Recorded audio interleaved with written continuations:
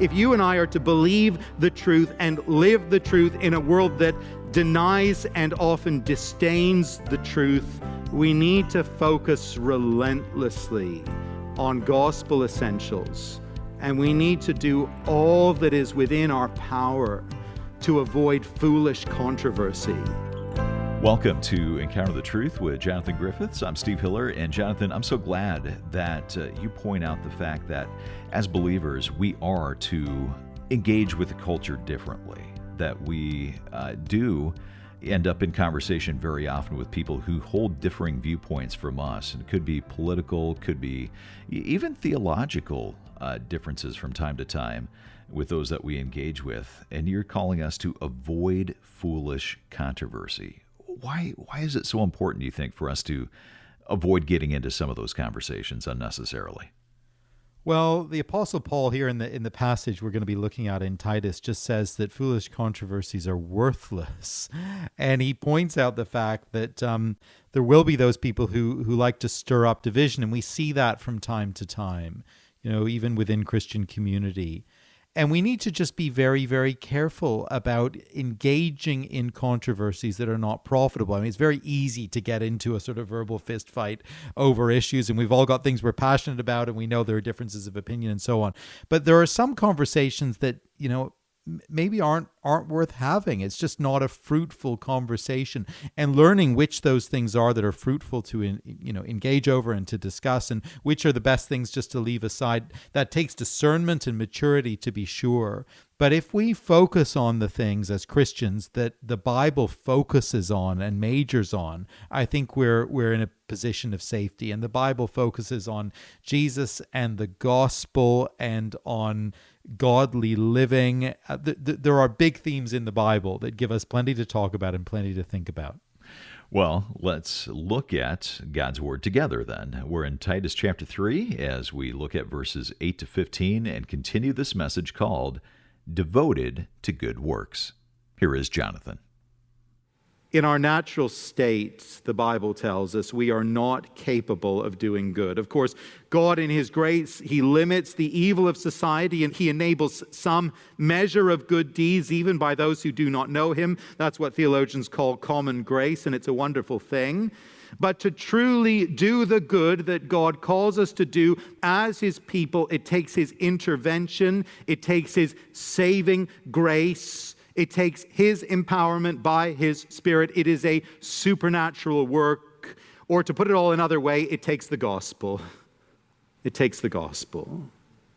Now, if we are concerned about good works, concerned about creating a countercultural community that will live differently and impact society in a beautiful and a grace-filled way, if we care about that, as I hope we do, I really hope we care about that, what is the strategy that we should then follow as a church?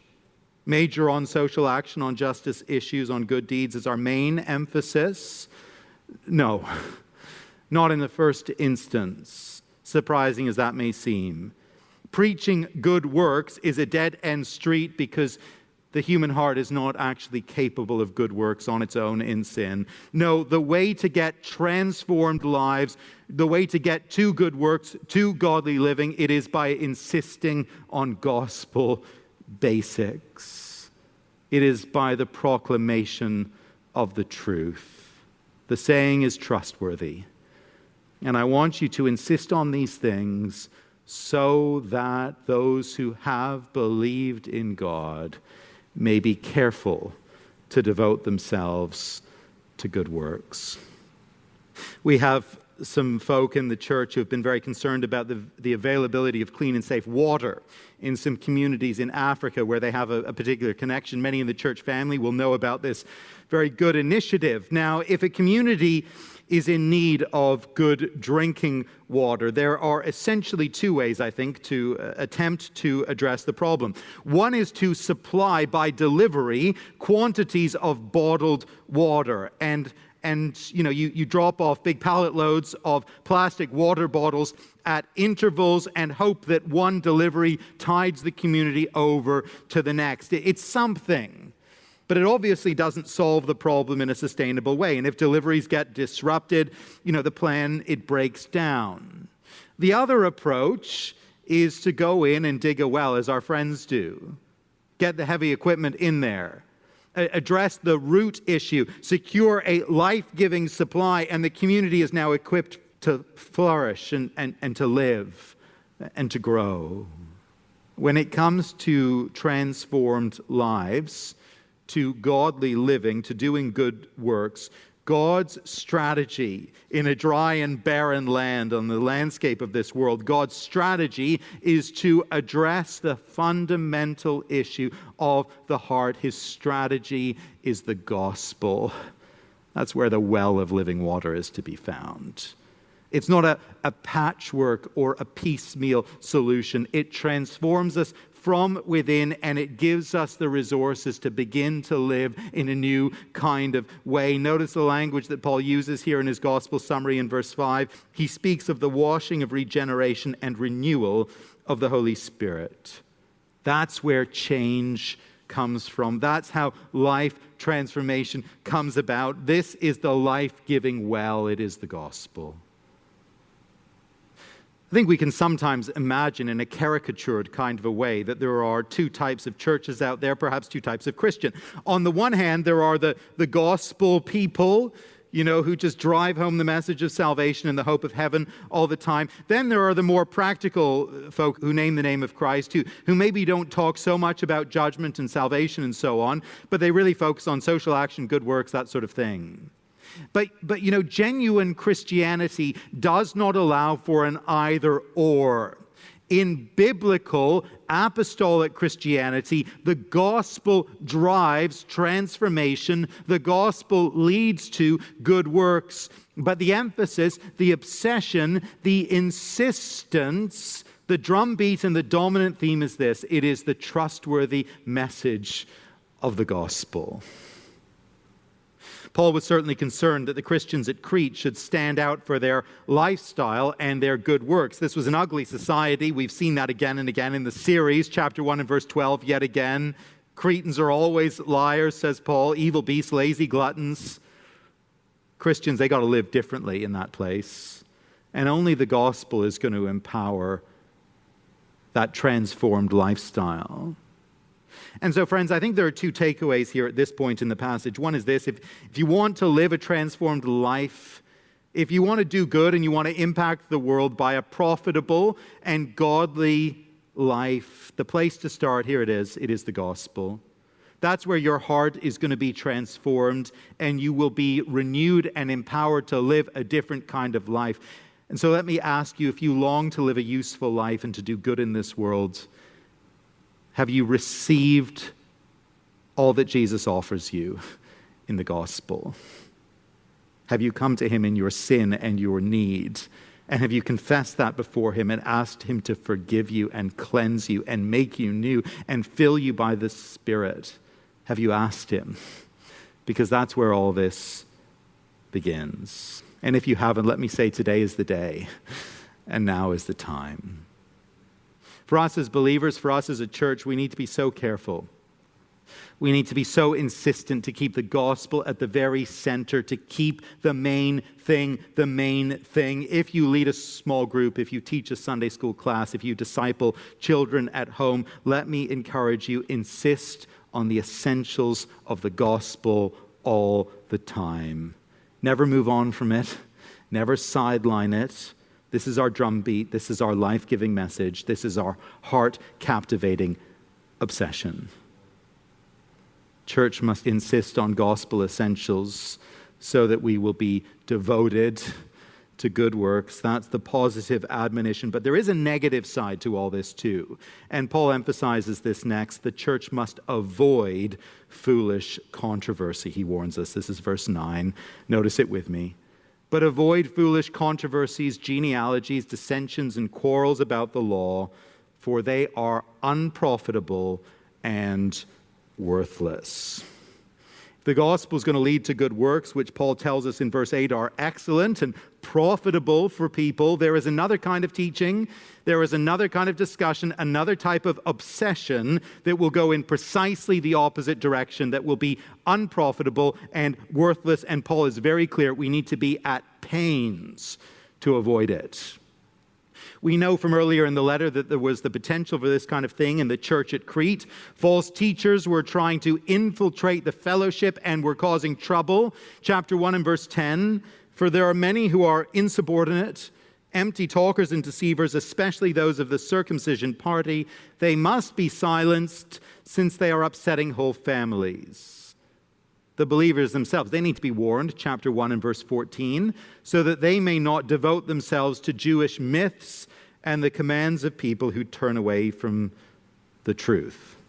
There's plenty to distract the Cretan believers from the trustworthy essentials of the gospel, plenty that might cause controversy within the fellowship. And Paul tells Titus as a church leader, avoid foolish controversies. Yes, there are some wrong ideas floating around, some bad teaching. It seems that in this context, some of it related to the Old Testament law and the interplay between Christianity and Judaism in those early days of the church. You can see why that's a big issue. The circumcision party, who Paul refers to in chapter 1, presumably they were insisting that followers of Jesus needed to be circumcised to be in good standing before God. It looks as though the genealogies of the Old Testament were providing some fascination and intrigue for some. There was plenty to argue about in terms of Old Testament law and how to apply it to Christians. And presumably there was some real pressure in Crete for Titus now to get into the ring and enter some of these discussions. Come on, Titus, what do you think? But Paul's admonition here, I think it is very, very interesting, and it's probably counterintuitive. It's very instructive, very important for us. He says to Titus, avoid it altogether. Don't even begin the conversation. It's going nowhere good. Don't even have it. I think one of the greatest challenges for church leaders, for pastors and elders, is actually to discern which conversations to have, which issues to address. At any given moment, there will be a number of issues of interest to folk that we could open up for discussion or debate. We'll occasionally have folk actually from within the church or from outside the church come to us and say, or write an email and say, would you consider addressing this particular issue publicly? Would you take a position? Would you issue a statement on such and such? Now, we might tend to think that in a spirit of open dialogue and intellectual curiosity, we ought to open up every issue we possibly can. Rip open every can of worms, put everything on the table all the time. That might seem like the right thing to do. I think that's certainly the spirit of our age at the present time. But Paul wants Titus to know, and what he wants us to see is that we need to choose and discern when to engage and when to stand back. And that's not always easy. A good batsman in a sport like baseball or cricket needs to learn the essential skill of when to swing at a ball and when just to let it pass. And that is true for churches and church leaders too. And there will be plenty of issues, plenty of discussions, plenty of debates where the very best thing we can do as a church leadership and as a whole body of believers, the best thing we can actually do in the end is to refrain from doing anything. And the best thing we can say is actually nothing at all. In fact, on certain issues and in certain debates, we need to be very careful to do all that we can to avoid entering into it at all. We need to actively avoid, says Paul, foolish controversies, dissensions, theological quarrels, and so on. In a sense, I tend to think that this discipline of avoiding foolish controversies has become more difficult and more complicated of late. There are, of course, always foolish controversies to be found in the wider world and in the wider church. But in the pre-social media age, we didn't know about quite so many of them all at once. But the great challenge we now face is that we catch wind of debates and arguments taking place in other parts of our own country and other parts of the world, in other sections of the church. And that increases both the pressure and, I think, the temptation just to dive on in. Added to that, the social media world makes it far too easy for us as a whole church, or for us as individual Christians or as leaders, to wade in with our own thoughts and opinions very, very quickly. I actually see this happening all the time, particularly among Christian leaders. A debate is heating up on social media, and folk just can't resist wading in. And it's clearly folly. No good is going to come of this. And as a church, as pastors and elders, and as Christian believers individually, each one of us, we need to take seriously the admonition. Don't get drawn in to unfruitful and harmful discussions, debates, and controversies. Just don't do it. You're listening to Encounter the Truth with Jonathan Griffiths and a message called Devoted to Good Works. It's the last message in our series, Transformed by Truth, where we've been looking at the book of Titus. And if you've missed any of the broadcasts in this series, you can always come to our website and you can listen online. Our website address is encounterthetruth.org. That's encounterthetruth.org. Well, when you're at the website, I hope you'll consider giving a gift of support, because we're able to bring you Jonathan's teaching because of your generosity. We stay on this station with your financial help. But as you give a gift of any amount this month, we want to say thank you by sending you a classic book written by Elizabeth Elliot. It's called Through Gates of Splendor.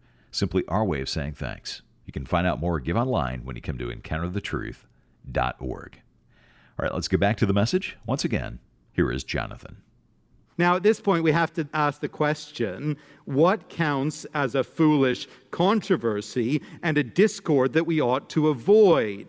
And what counts as an issue or a debate that we ought to entertain? That's a big question, isn't it? And there's no simple or straightforward answer. It's going to take some wisdom and some prayerful discernment. But, we might be inclined to say something like this. If the issue has to do with the Bible, then we'll open it up. But if it doesn't, then we won't. That might sound like a wise approach. But just notice that the kinds of issues that Paul evidently had in mind in his day, they did indeed touch upon the Bible. They included, verse 9, speculations about genealogies, which probably refers to debates around the significance of genealogies in the Old Testament. They included quarrels about the law, that is the Old Testament law. So on the surface, these discussions, at least some of them at any rate, were about the meaning of the Bible text. And Paul nonetheless says, avoid it. And to be fair, most of the unprofitable debates and discussions I have seen take place in churches do tend to circle around the meaning of the Bible on a particular issue. Generally, the debate doesn't just ignore the Bible altogether. So it probably won't do to say that everything that touches on Scripture is worth discussing and debating in every setting. No, it probably won't be as simple as that. Where Paul takes us here for discernment is actually to the expected outcome of the discussion. Notice that with me. He points out the kinds of discussion in the debate we should avoid is, end of verse 9, unprofitable and worthless. This contrasts very starkly with the good works that flow from insisting on gospel essentials, end of verse 8, which are excellent and profitable for people. Now, I think that's actually very, very helpful. It's not a detailed step-by-step answer to our question, of course, but it gives us the guidance that we need. Majoring on the gospel, that will lead to transformed lives and good works that are excellent and profitable. Majoring on foolish debates, theological disputes, silly controversies, these aren't going to produce godliness. They won't produce good works. They won't be profitable. And so when we wonder whether to wade into something, whether to open up a discussion or a debate, we have to ask the question, is this at the end of the day going to help our godliness? Will it ground us better in the gospel? Will it fire our hope for eternal life so that we'll be better equipped to live out that gospel through fruitful good works? Is it going to do that for us? And if the answer is no, as so often the answer is no, we ought to be very careful to drop the issue, to graciously back out of the discussion and just move on with good gospel work.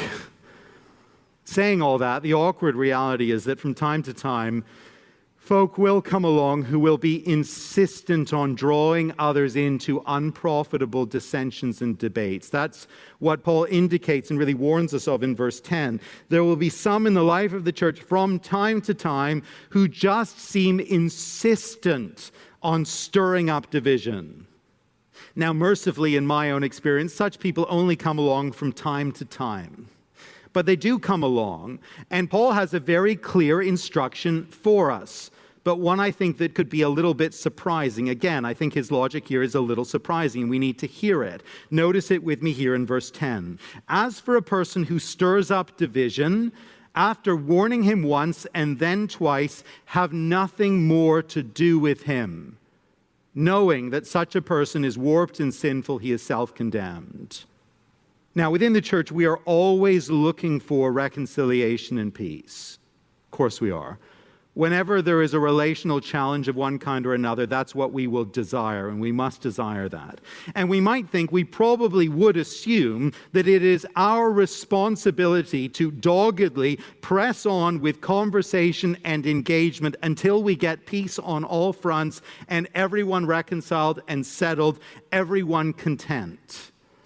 We might assume that that is the only acceptable godly outcome. Anything less is a complete failure.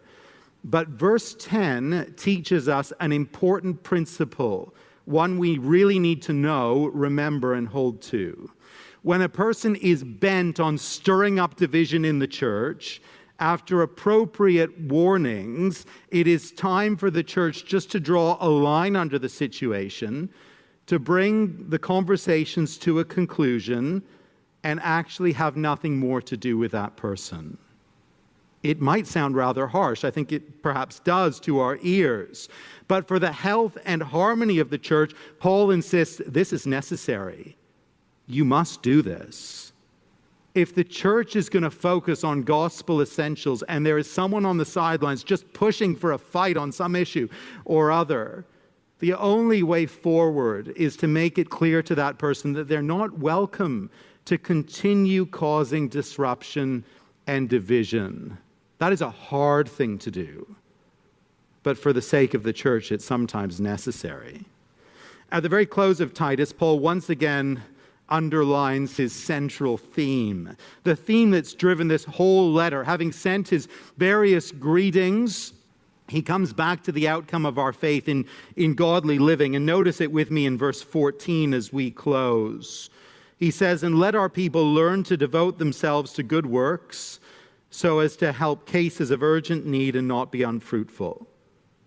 Within the life of the church, within the Christian life, there is this unbreakable connection between sound doctrine and sound living, between gospel truth and godliness of life. If you and I are to believe the truth and live the truth in a world that denies and often disdains the truth, we need to focus relentlessly on gospel essentials.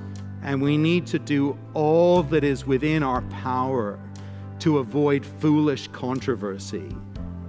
For the sake of our own spiritual health, for the sake of our witness in the world, for the sake of the glory of God, may He give us the grace for this, for the days that are to come. Jonathan Griffiths here on Encounter the Truth, a message called Devoted to Good Works. And a great reminder today that believing the gospel will result in us doing good works. It's not the works that save us, but they're just a natural fruit, a natural result of our salvation. So we ought to be seeing good works if we really have understood the gospel and been transformed by truth. And that's what our series is all about, that transformation of truth that we've been looking at in the book of Titus. If you missed any of the broadcasts in the series, come and listen online. You can listen at encounterthetruth.org. That's also the place to go if you'd like to give a gift to support, because we do depend on your generosity to keep Jonathan's teaching on this station. And as you give a gift of any amount, we want to say thank you by sending you a book called Through Gates of Splendor. You can find out more or give online at encounterthetruth.org. That's encounterthetruth.org. Or you can call us at 1-833-99-TRUTH. That's 1-833-998-7884. Well, thanks for listening today. For Jonathan and for our producer, Mark Bretta, I'm Steve Hiller, and I hope you'll join us next time.